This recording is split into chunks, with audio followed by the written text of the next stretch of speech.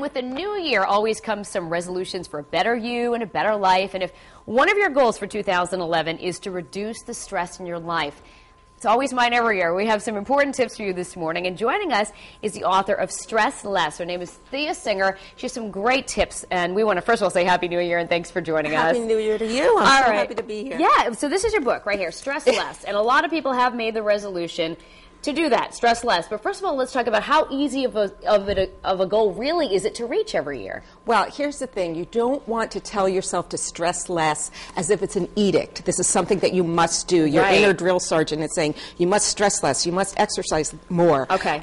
Basically, what you want to do is you want to put yourself in a situation where you feel like you're in control.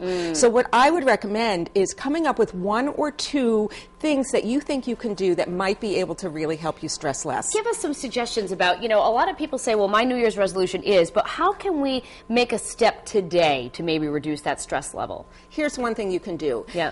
First of all, come up with one or two resolutions that you can actually carry through on. For instance, I made one that I said I'm going to wear gloves every day when I go out in the winter because my hands get really chapped. That might sound totally ludicrous to someone, but it's a resolution I can keep. I also said I'm going to walk the dog at least one time a week, and my daughter and my husband also have to do that one time a week. You want to come up with something manageable, something you're in control of. Certainly we all know the impact of stress. I mean, that churning feeling in your stomach, the stress headaches.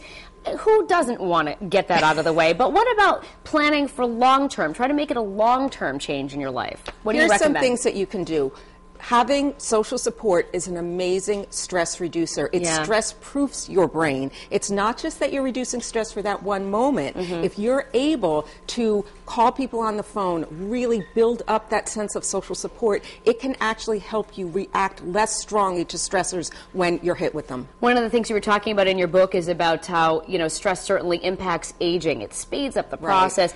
But if you slow down the stress, it actually makes you feel and look younger, right? That's really totally what the book is about. It's about reducing stress so we can slow aging, and we're not just talking about so we are at risk for fewer diseases. We've known that. What we're finding out is that by stressing less, we actually can slow down the aging of our very cells.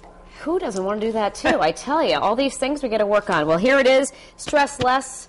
We love it. Let's work on it in 2011, right? Yeah. All right, Thea, thanks so much for joining us today. Thanks so much for having me here. And Michelle, we want to let you know that you can find your book, Stress Less, and we have the details at foxprovidence.com.